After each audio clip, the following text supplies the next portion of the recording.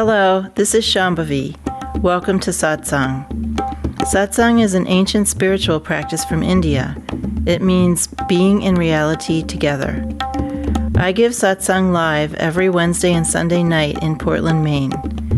This Dharma talk was recorded during one of our Wednesday night gatherings. Please visit jayakula.org to learn more about the teachings. You can find video satsangs on Jayakula's YouTube channel, and my books are all available on Amazon.com. Much love to you, wherever and however you are.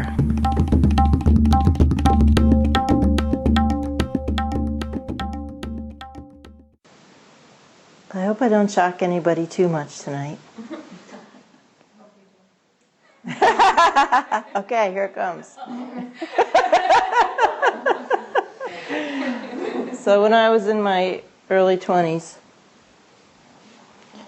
I lived with a heroin addict. In fact, I lived with two of them. And the one that whose actual apartment it was, he once said to me, "No one's ever going to tell me that heroin is lame." And it really stuck in my mind because he's right. If it really were all that lame, no one would do it. I never have done it. It was not a drug that I was ever interested in, particularly after living with two heroin addicts. Watching people lie around being high on heroin didn't really make me want to do it.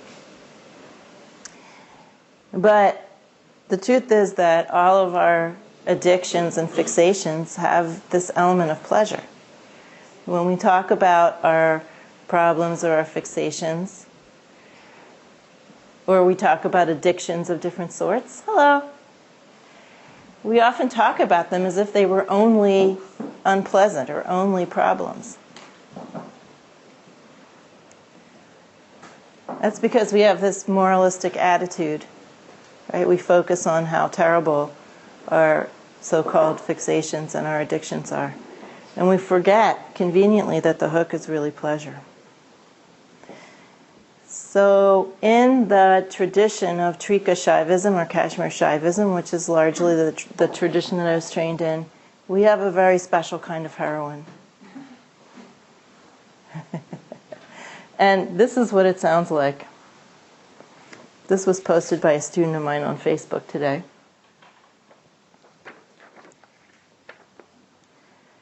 Straight away, remove yourself from the field of spiritual progression. Stay away from contemplation and skillful discourse. Do not do research or meditate on the divinities. And stop concentrating and reciting textbooks. Tell me, what is the absolute nature of reality which allows no room for doubt? Listen carefully. Stop holding on to this or that. Inhabit your true absolute nature and peacefully enjoy the essence of what it is to be alive. Now this happens to be purportedly, I'm not really sure if it is, but it's purportedly from a poem by Abhinavagupta, the founder of this tradition. I don't know where this translation came from. There are many, many translations of his writings and other writings from the tradition, and some of them are more or less accurate, and other ones are wildly inaccurate, and some of the most inaccurate ones are ones that come out of the New Age kind of orientation. So if somebody posted this on Facebook, yay, we don't have to do any practice. We can just directly realize our nature and just enjoy everything. And people wrote back, yay, great, love it, in the comments. This is the special heroine of Trika Shaivism. It's called the Anupaya. In the tradition, there are 4 upayas. Upaya is a skillful means or a method. So there are 4 methods, more or less. Of course, Anupaya is the highest. So what we could call the heroine of Trika Shaivism is this idea of sudden enlightenment. You hear this talked about in particularly yoga communities and New Age communities that have decided they want to somehow interface with this tradition. That's what they generally latch on to, is this idea of sudden enlightenment, and in addition to whatever sexual thing they want to concoct. You also see this in some of the Shaktipat lineages. I've talked about those before. There are some lineages that have roots in this tradition, but they often teach this idea of sudden enlightenment. It's a very attractive idea, right? I could be sitting watching reruns of Battlestar Galactica, drinking an IPA, and hey, all of a sudden I'm enlightened. Shazam! Right? I like that, you know? It's not that it doesn't exist in the tradition. Of course it exists. But so do the other three upayas. And why do we have? The anavopaya is for people who are in having an experience of a great degree of separation. They are the most attached to dualistic experience. So anavopaya is a combination of two words, anava and upaya. Anavamala, if you remember, means our root sense of separation. Anavamala is our conviction that there is space between objects, that you are here and I am here, and you have to defend this because it's fragile and separate, right? So Anavamala is the source of our defensiveness and our aggression and our fear. Our conviction that we're separate bodies just whirling around in space. I mean, that doesn't really sound very comforting, right?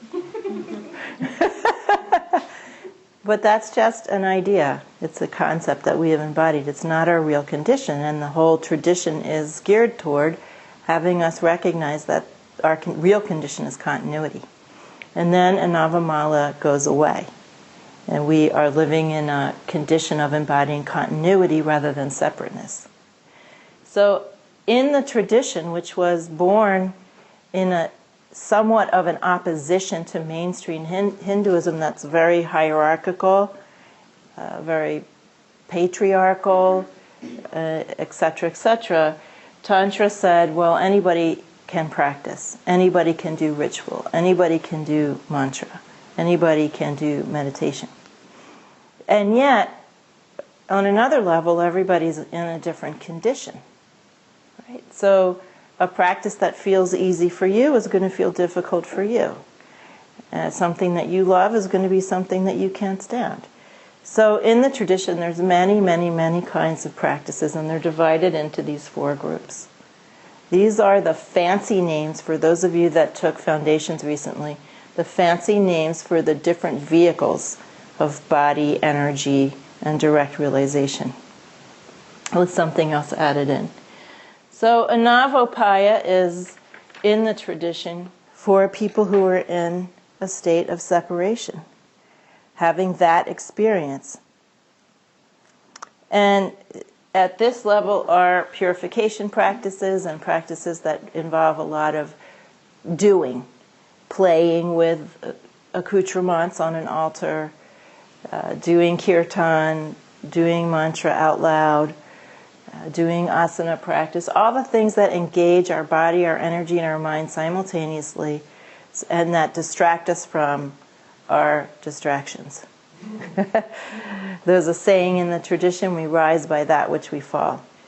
So if we are very good at being distracted, we use our skill, our capacity to be distracted, and we distract ourselves with spiritual practice. That is the level of Anavopaya. Shaktopaya is the level of working with more subtle energy. And it's for those who have some experience of continuity, who have are less attached to the boundaries between themselves and other beings, but who are still having a large dualistic experience as part of their way that they're showing up. So this just goes more deeply into energy practices, and there's fewer supports, not playing with so many things. So doing internal practices such as Kriya Yoga is one of the practices that goes with this Shaktopaya. If you read, for instance, the Vijnana Bhairava Tantra, the translation by Swami Lakshmanju, he tells you for each practice in that Tantra, there's 117 practices, I think, which upaya it represents.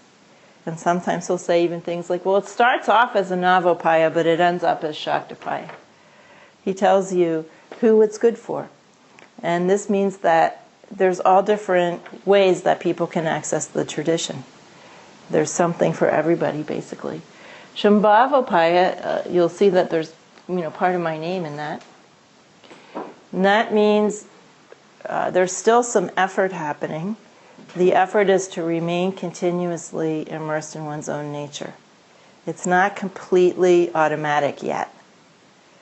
So Shambhavopaya practices are what we call in the foundation teachings the direct realization kinds of practices. They are barely practices. You are just going about your day. You have absolutely and beyond a shadow of a doubt recognized your own essence nature. You have absolutely beyond a shadow of a doubt understood how to rest in that nature, to be immersed in living presence. That's not a problem anymore. You don't have those kind of doubts anymore. But yet you still have enough karmas happening that you still have to make an effort to remain immersed in that. And you're continually deepening that effort as you go along.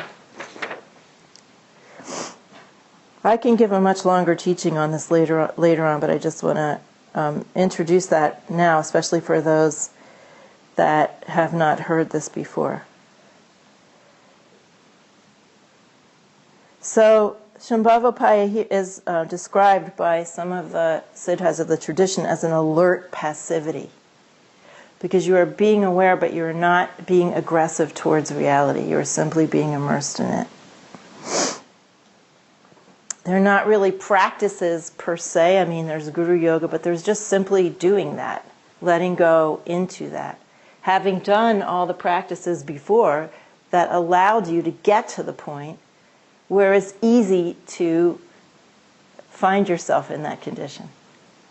At this stage, it's almost impossible. Navapaya, it's almost impossible. You're still like, what? What is she talking about, living presence? I don't feel anything.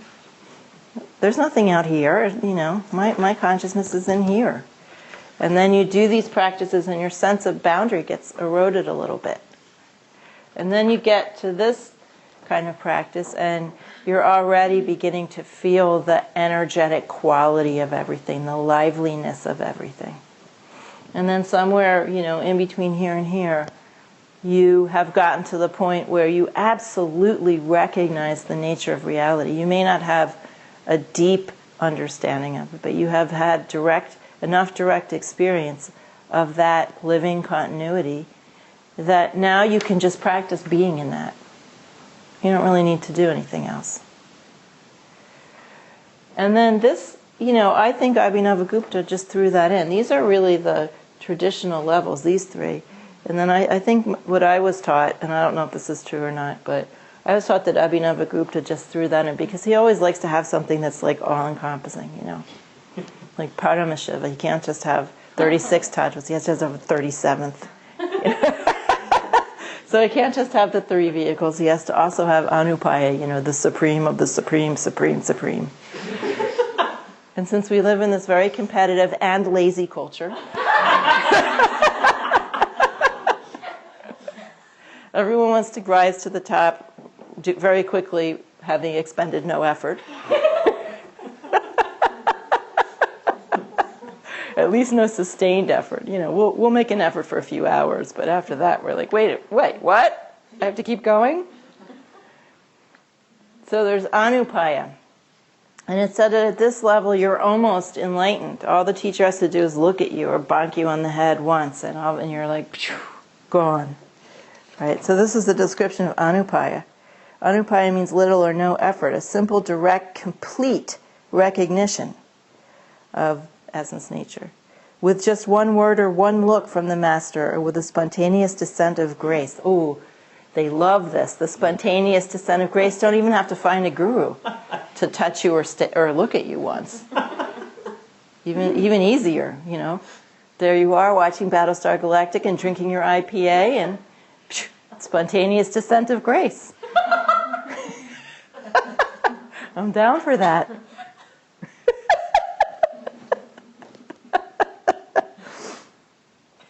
So, with the spontaneous descent of grace, the person realizes his or her true nature fully and completely.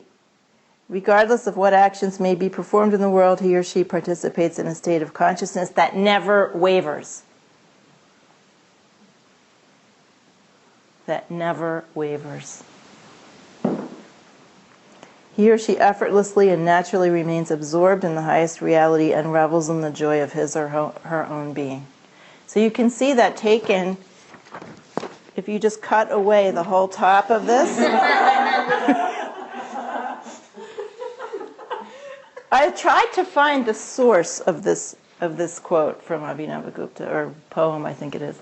I found it replicated on all kinds of sites and Facebook pages and yoga sites and New Agey thises and that's. I could not find one mention of the actual source of this. I wanted to see what it came from, to see how it was translated, to look at the Sanskrit and see if I could tell anything about, or find a more reliable translation. Maybe this is reliable. I don't really know where it came from. But in any case, what happens is when we have certain kinds of karmas, they attract us to a certain way of relating to teachings. Right? So we definitely, you could call the whole New Age thing a karma. It's a certain way of relating to teachings. And certainly, some of the teachings of this tradition can get just pulled out of context, right, and can serve to support those karmas.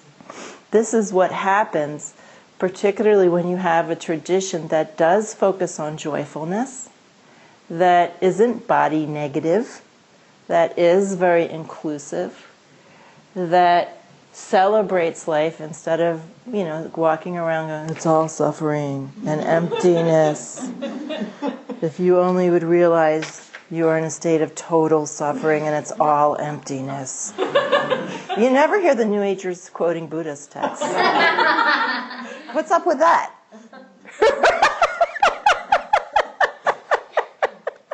Am I right? They never say anything about Buddhism.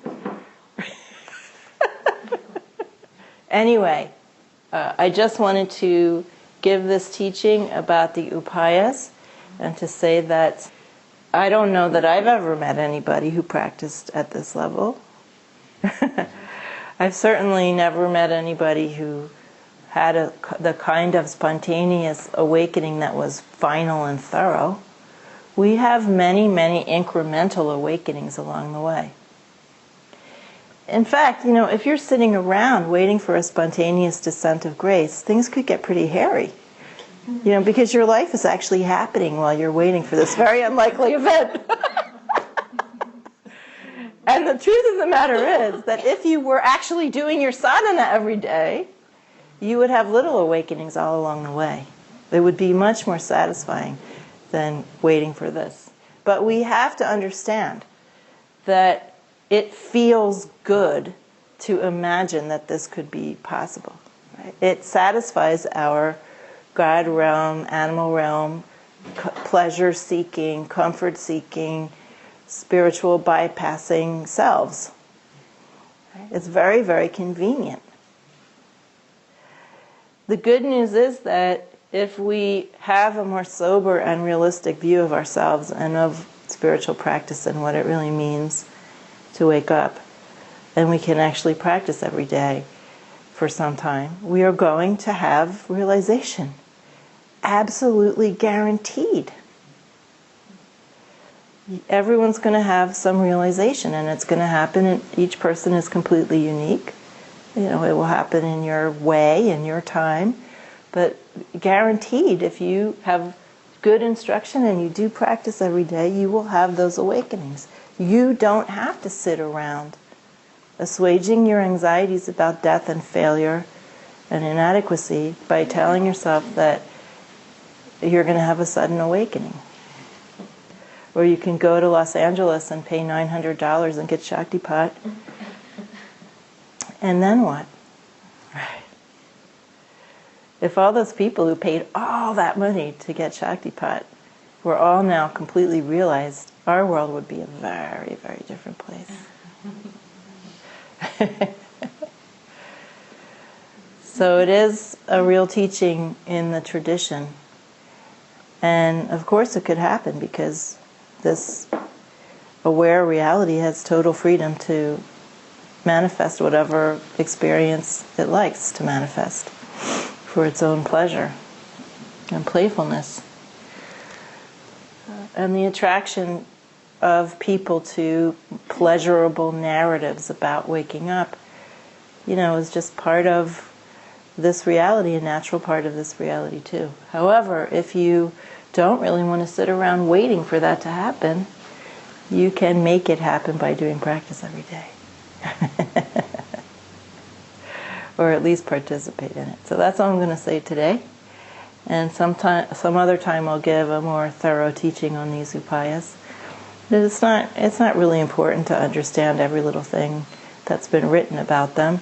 It's just important to understand that all of these means exist because they are the means that help us wake up. Everything, every mantra we do, every form of spiritual practice we do, every asana we do, every kriya we do was made by God for us.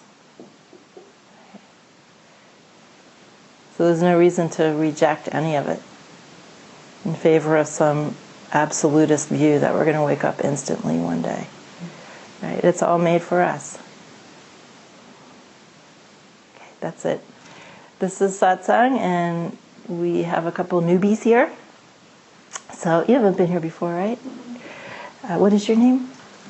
Marcella, and what is your name? Tavari, nice to meet you. I'm Shambhavi.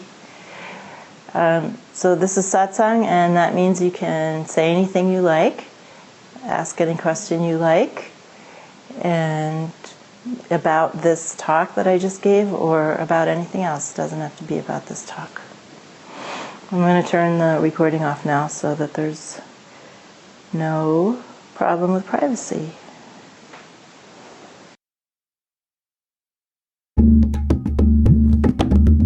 Jayakula is a nonprofit community offering opportunities to learn and practice in the direct realization traditions of Trika Shaivism and Dzogchen. We are based in Portland, Maine and Portland, Oregon. Visit jayakula.org to explore more of our offerings.